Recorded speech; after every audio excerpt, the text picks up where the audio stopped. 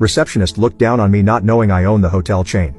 I, 36 years old, own a hotel chain that I've grown after my father passed it down to me in my late 20s. I've expanded through other states and put my locations near highways and near tourist spots.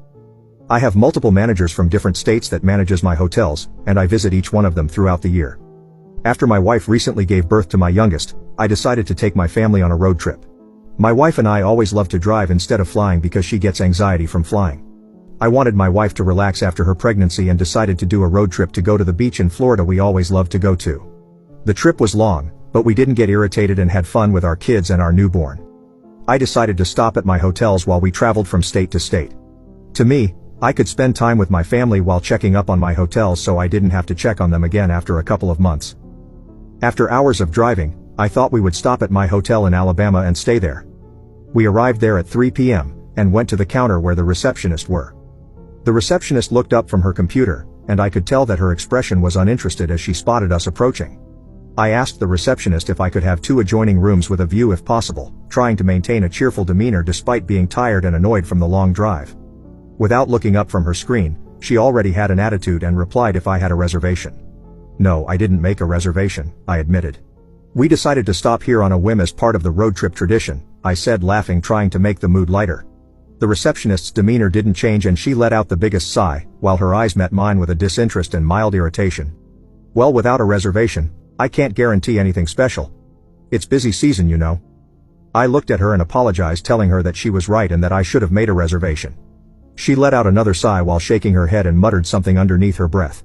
I noticed it and asked her if she had a problem, while smiling. Her eyes widened, maybe she got caught off guard by my question. She seemed to realize she had let her frustration slip, but instead of apologizing, she straightened up. It's just that we have a lot of guests coming through, and it's hard to accommodate everyone's request without proper planning, she replied with a defensive tone. She continued by saying, and you guys decide to come here without any reservation is being inconsiderate for the people who work here. I was shocked about what I was hearing, but I maintained my smile and told her that I completely understood. I told her that she was just doing her best to manage because of this busy season and she's probably tired. I understood that it was wrong for me to not call a reservation, but I was already being treated like shit in front of my family. I took a deep breath, trying to remain composed despite the surge of frustration. I felt like this interaction had taken a turn for the worse, and I needed to handle it delicately, especially since my family was standing beside me. I didn't want to cause any commotion. I appreciate your honesty, I said, my tone measured. And I apologize for any inconvenience our stop may have caused. I asked if she had any other rooms available and she replied that she only had 1 room, but it wasn't 2 adjoining rooms and didn't have a view. I told her that we'll take it.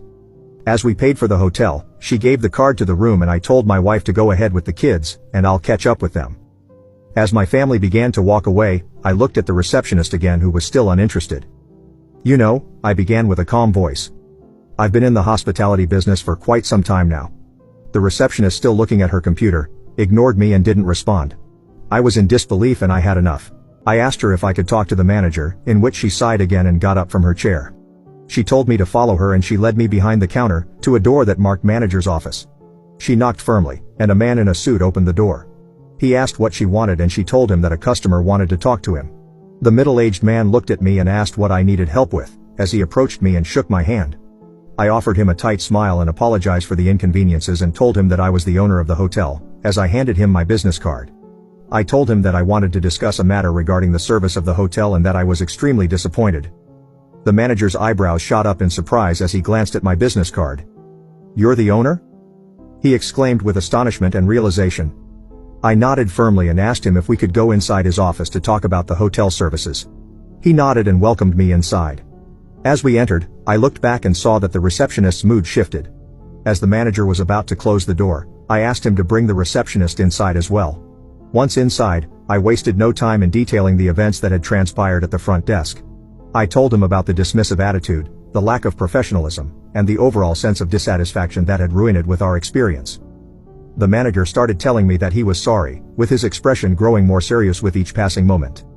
I told them that I appreciated his understanding, but I also wanted to ensure that this issue is addressed appropriately. I told them that it was not just about me, but it's also about every guest who walks through these doors. The receptionist also didn't waste any time and started apologizing to me as well, explaining that she was just tired and dealt with a lot of rude customers throughout the day. I explained to her that I understood the frustration behind the counter because I worked as a receptionist as well back in the day when I was learning the family business. I told the receptionist that she could leave, and told her to leave the manager and I alone. As she left, the manager started offering his sincere apologies and assured me that no such incidents will not occur again in the future. He began by telling me that he will be releasing the receptionist from her job, in which I told him that I wanted her to keep the job. Like I said, I replied, I understand her frustration and I believe in giving people second chances. However, I emphasized the importance of proper training and support to ensure that such incidents do not repeat themselves. I left the manager's office and rejoined my family feeling satisfied with the way I had addressed with the issue. My family ended up going to the beach where my wife and I had our wedding and we had a fun time. I flew back to the same hotel months later with my business partner who ran the hotels with me.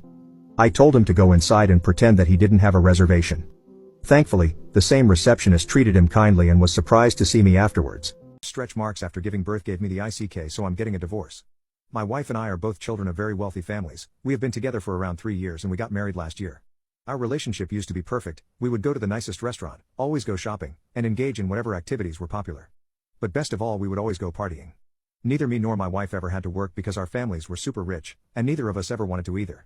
It was really easy and fun living our lives, but then slowly I saw my wife start to change. My wife started taking up hobbies like eating healthier and going to the gym. I was really mad at her because it interfered so much with our social life, like I wouldn't see her for an hour in my day, and then most of the time she refused to eat certain foods, and always ate healthier. It made me feel so alone when she would even refuse alcohol at parties. During this period my wife said that she wanted to start doing some volunteering. I said that I think she should highly reconsider and should just stay at home with me and binge some TV shows. She said that she wanted to be doing more with her life, and I was shocked that she thought we weren't already doing enough. But I was way too hungover to get into a full argument, so I just agreed to let her do whatever she wanted and went back to sleep. A couple of months went by like this and it wasn't the same as it used to be. That's until my wife gave me the most terrible news of my life. She said that she had stopped taking her birth control and that she was now pregnant. I didn't know why she was so excited about that. I started just bawling my eyes out. I didn't want a child or to have to take care of one. It was way too much responsibility, time, and effort. I asked her what she wanted to do about it and whether she wants to abort it, but she seemed extremely offended by that and said I'm a selfish PP for even suggesting such a thing. I responded by telling her that it was selfish from her to go off the birth control without telling me and then to take it even further, get pregnant. We didn't talk for a couple days after that, and I made her sleep on the couch. I talked about it with my parents and they had the same reaction as my wife. They said that I should be excited, and that having a child and creating a family is the most essential thing in life. My parents told me that I was probably just acting out because I was afraid of being a dad. So I hired many professionals and authors of parenting books to come and educate me about being a dad. The more I learned, the worse it got. I hated the current situation, but there was nothing I could do about it, so I hired many caretakers to help my wife while I went out and enjoyed the last fun moments of my life. We didn't really communicate much because she was acting very distant to me. Finally, one late night I received spam calls at 2 a.m. from all my family and my wife's caretakers. They told me to get to a certain hospital because my wife was in labor, and although I was extremely tired I got a taxi to the hospital. I waited another hour or so by my wife's side before my baby girl was born. I felt like it was an alien, and that I had no connection to it. My wife looked exhausted, so I let her sleep for a bit and gave the baby to the nurses to take care of. I went home and just thought about the countless memories I had with my wife from a year ago. When my wife got home she said she wanted to have a very serious talk. She told me how she wanted for us to stop being so materialistic and for us to move past the base level of attractiveness as the main driver of this relationship. She said that she wanted us to buy a nice smaller house and for us to be more in touch with our roots. I was totally against this, and I felt like I was talking to a completely different person than the party girl and model that I once knew. I used to know. I just agreed with her because I didn't want to get in a fight, and I knew that somehow I would find a way to make this all work out. But I was so wrong about that. Because I was just complying with everything she said, we decided to have intimacy again. But that's when I saw the stretch marks she had on her stomach from pregnancy, and she also had some extra fat surrounding her midsection that she used to never have. As things were getting spicy, I immediately got the ICK, and I wasn't in the mood anymore. I felt disgusted, and my wife said that this was exactly the behavior she expected, despite her talking to me about not having a purely attraction-based relationship, but rather an emotional connection. That's when I decided that I would be getting a divorce. I contacted my divorce lawyer and by the next day the papers were in my wife's hands. She seemed a lot more calm about it than I expected, and she just shrugged it off and agreed, on the condition that she would get full custody of the child. I was honestly baffled that she was so calm and nonchalant about the situation. Did I really mean that little to her? I broke out and started screaming about all my anger that I had kept inside, and then I just started crying. I lost my perfect wife that would always want to have fun with me. She just left the mansion with our daughter. That was last week and I'm still not over it. I don't know what to do, but I have so much sadness in me, and I am missing her so much. I just wish things could go back to how they used to be. My wife kept pressuring me for an open relationship. Turns out she was already cheating, so I opened up with divorce instead. I've been married to Dee for 5 years, and we are both in our mid-30s. Last year, Dee told me she thinks she's into women too, and would like to explore having a relationship with one. I asked if she wanted to explore it as a casual fling or a real relationship, to which she replied, an actual relationship. She felt she had so much love to share, but my concern was whether she had enough time to share it. I said I wasn't on board, and I thought the subject was closed. About 4 months ago, Dee brought it up again, and said she would be happy with just a friends with benefits arrangement, not an actual relationship. I was still hesitant, but it was a constant topic that kept coming up. I relented under the condition that we do our research beforehand. This included reading books, listening to podcasts, and seeing a couples counselor before opening up. Dee was ecstatic, and together, we dove into several books and found a great therapist. One of the topics our therapist brought up was why we were opening up and if there was someone either of us had in mind. Dee admitted that she had someone she had been talking to who had encouraged her to open our relationship. This was a shock to hear for the first time, and our therapist said this was troublesome. After that first session, I confronted Dee and asked if she had done more than talk to this friend, and she swore that was all they had done. I asked to see her phone, and she unlocked it and handed it to me. She had been talking with Kim for about a year, but there wasn't anything incriminating, and no apparent gap in the messages, just a two-way crush between them.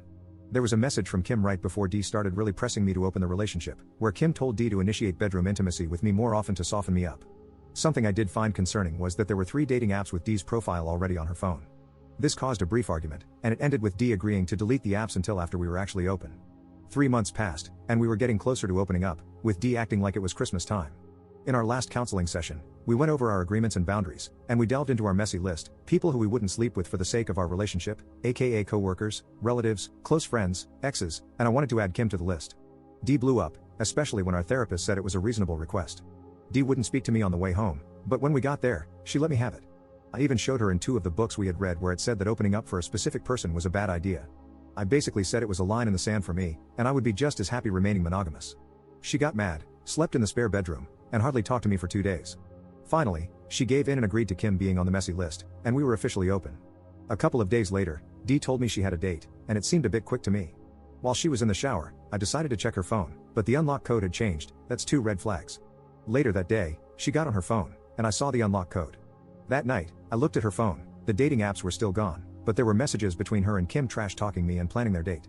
There were also references to having bedroom intimacy again. I emailed screenshots to my phone. So, I felt like a chump, and the 2 of them played me like a fiddle. I stewed on it all night and part of the next day, then I called a lawyer and had him start drawing up divorce papers. The lawyer was a peach. Not only did he put a rush on it, but they served Dee at our house just 2 hours before her date with Kim. Attached to the divorce papers was a printout of the last texts I read. She found me sitting on the patio. She was crying, but I didn't know if they were fake tears or not. When she asked, I lied and said I knew about it all along. I said it just means we won't be married anymore, and you can have the freedom to sleep with whoever you want, whenever you want. Just think of us as friends with benefits. I got up to go have dinner with some friends and told her she needed to hurry and fix her face if she was going to be at Kim's house on time. She got home earlier than I thought she would and wanted to talk, but I went to bed and said we could talk tomorrow. Her eyes were all red, and her makeup was all smeared. I still felt gutted, but I wasn't going to let her see that. Update 1. The next morning started off on a negative note. I asked her if Kim was worth throwing the last 5 years of our marriage into the gutter. Then I started reading some of the texts where Kim and she were planning to open our marriage and have bedroom intimacy again, and some of the disparaging remarks about me between them. So when I found all this out, I started planning a divorce since she lied and then broke our agreements, especially about the messy list, which I considered cheating. Dee said she was still very much in love with me and didn't want a divorce. She wanted to go back to our marriage counselor and work things out. I told her I couldn't be married to a liar and a cheater, and she was the one who burnt down that pledge, and now we just need to move on. If we could be civil about it, I was open to a roommate with benefits arrangement, and we could cohabitate and split the bills 50-50. Since we wouldn't be married any longer, we would both be free to part ways at any time without any strings attached.